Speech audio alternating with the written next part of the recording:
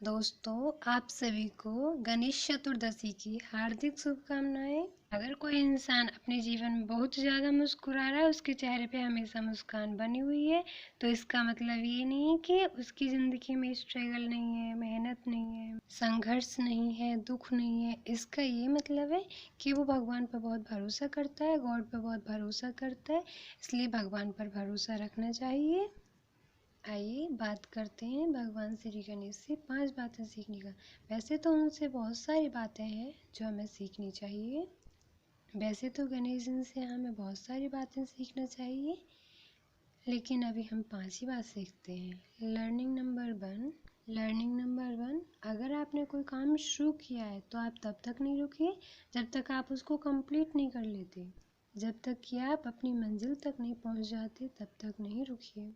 एक कथा है कि महर्षि वेद व्यास जी ने जब महाभारत लिखना शुरू किया था तो तब वो चाहते थे कि श्री गणेश जी उसे लिखें। महर्षि वेद व्यास जी चाहते थे कि भगवान श्री गणेश महाभारत को लिखें। तो महर्षि वेद व्यास जी ने कहा कि मैं बोलता जाऊंगा और आप लिखते जाना। महर्षि वेद व्यास जी बोलते गए और गणेश जी लिखते गए। शायद नीति में कुछ और ही था। जब भगवान श्री गणेश लिखने लगे तो उनकी कलम टूट गई। कलम टूट गया तो फिर क्या किया जाए। फिर गणेश जी ने अपना दांत तोड़ा और दांत से लिखना स्याही में डाल के शुरू कर दिया। इसीलिए उनको एक दंत भी कहा जाता है। लेकिन गणेश जी को एक दंत क्यों कहा जाता है, इसके पीछे बहुत सारी कथाएं।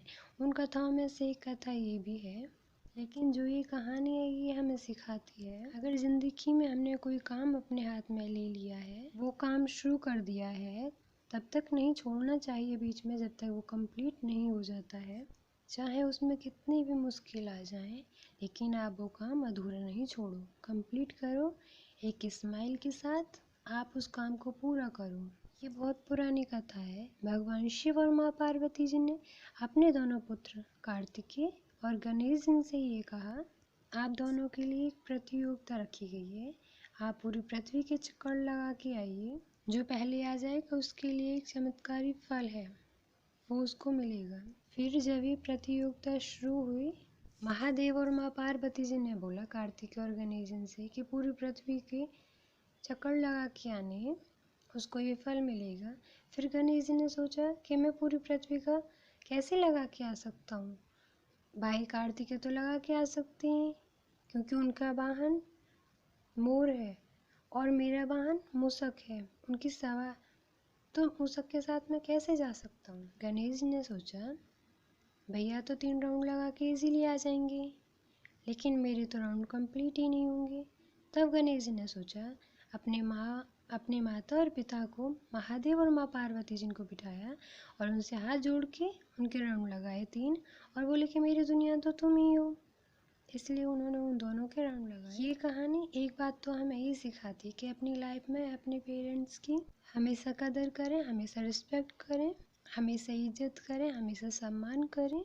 लेकिन दूसरी बात हमें ये सिखाती है कि जो संसाधन आपके पास हैं, जो रिसोर्सेस आपके पास हैं, क्या आप उनका बेहतर इस्तेमाल कर रहे हो या नहीं कर रहे हो। आप उनका बेहतर इस्तेमाल करके कमाल कर सकते हो, क्योंकि बहुत सारे लोग आज के टाइम में कहते हैं कि मेरे पास ये नहीं है, वो नहीं है करने को, मैं क्या करूं, मेरे पास तो कुछ चीज़ें ही नहीं है, मैं कैसे करूं, आज तो कोई संसाधन ही नहीं है। क्योंकि आज के ज़माने में लोग सोचते हैं कि मेरे पास तो कोई संसाधन ही नहीं है कुछ अचीव करने को, तो फिर कैसे करूं। पहले मेरे पास में पैसा होना चाहिए, फिर कुछ चीज़ें होनी चाहिए, फिर शायद मैं कुछ कर पाऊँ।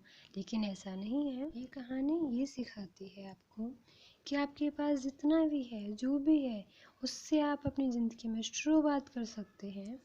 गणेश जी की 2 पत्नियां हैं जिनका नाम रिद्धि और सिद्धि है, और उनके एक एक पुत्र हैं जो जिनका नाम शुभ और लाभ है। जीवन में जो आपको जिम्मेदारी दी जाती है उससे 100% डेडिकेशन के साथ कंप्लीट करिए। लोगों को माफ़ करना सीखो और लाइफ में स्माइल के साथ आगे बढ़ते रहो। थैंक यू दोस्तों। वैसे तो गणेश जी की बहुत सारी कथाएं हैं, लेकिन मैं अभी आपको इतना ही बताऊंगी। लेकिन आपके पास जो रिश्ते हैं उनको संभाल के रखो। भगवान गणेश से माफ़ करने की कला सीखी जा सकती है। फॉरगिवनेस बहुत ज़्यादा ज़रूरी है। माफ़ करो और आगे रिश्ते में आगे बढ़ो। हम जिनके साथ रहें उनके साथ खुश रहना चाहिए जीवन में, और पुरानी बातों को भूल के नई बातें शुरुआत करनी चाहिए जीवन में, खुश रहना चाहिए। कहा जाता है कि भगवान गणेश एक बार भोज के लिए गए थे। ज़्यादा खाने की वजह से, ज़्यादा भोजन करने की वजह से जब वो घर से बाहर निकले तो चंद्रमा जी ने उनका मजाक उड़ाया और उन पर हंसने लगे, तो उन्होंने उनको चंद्रमा जी को श्राप दे दिया। गणेश जी को गुस्सा आ गया और भगवान गणेश जी ने चंद्रमा जी से बोला कि आज से तू अदृश्य हो जाएगा, तू कभी नहीं दिखेगा। चंद्रमा डरने लगा और माफ़ी मांगने लगा गणेश जी से कि मुझे माफ़ कर दीजिए, मुझसे गलती हो गई। फिर भगवान गणेश जी ने बड़ा दिल दिखाते हुए, बड़ा हृदय दिखाते हुए उन्हें माफ़ कर दिया। फिर गणेश जी ने चंद्रमा जी से बोला कि मैंने कह तो दिया कि अदृश्य हो जाओ, कि महीने में एक दिन तो अदृश्य होना ही पड़ेगा आपको, मैंने बोल दिया। इसलिए कथा हमें सिखाती है कि जीवन में माफ़ करना और आगे बढ़ जाना, इससे बड़ा कुछ नहीं होता। इसलिए लोगों को माफ़ करो और आगे बढ़ जाओ। आखिरी और सबसे बड़ी बात सीखने वाली के जीवन में ये है कि आत्मसम्मान बहुत ज़रूरी है। सेल्फ रिस्पेक्ट के लिए हमेशा खड़े रहिए और सेल्फ रिस्पेक्ट को हमेशा आगे रखिए। किसी भी शुभ कार्य से पहले गणेश जी का आगमन करना चाहिए, पहले उनका नाम लेना चाहिए। गणेश जी को ज़रूर याद कीजिए। ओम श्री गणेशाय नमः। जब भी किसी नई काम की शुरुआत की जाती है तो हमारे यहाँ प्रथम पूज्य गणेश जी हैं, उनका नाम लिया जाता है। भगवान श्री गणेश के अंगों का अलग अलग महत्व है, उन पर थोड़ी सी बात कर लेते हैं। उनके बड़े बड़े कान हमें सिखाते हैं कि ज़िंदगी में सबकी सुननी चाहिए, हमेशा अच्छा लिसनर बनना चाहिए। अच्छा सुनेंगे, ज़्यादा सुनेंगे तो ज़िंदगी में अपना फैसला सोच समझ के ले पाएंगे। भगवान श्री गणेश का बड़ा सा पेट, उन्हें लंबोदर भी कहा जाता है, कि जीवन में अच्छी बात हो बुरी बात हो सब अपने पेट में रखनी चाहिए, अपने पेट में पचा लेनी चाहिए सारी बातें, इधर की बात उधर नहीं करनी चाहिए कभी भी। भगवान श्री गणेश की सूंड हमें ये संकेत देती है कि हमेशा लाइफ में एक्टिव रहिए, अपने गोल्स को लेके, अपने ड्रीम्स को लेके जीवन में आगे बढ़ते रहिए। भगवान श्री गणेश की कृपा सब पे बरसती रहे। ऐसी मंगल कामनाओं के साथ आप हमारे साथ जुड़े रहिए। Thank you. और कमेंट में ओम श्री गणेशाय जरूर लिखना।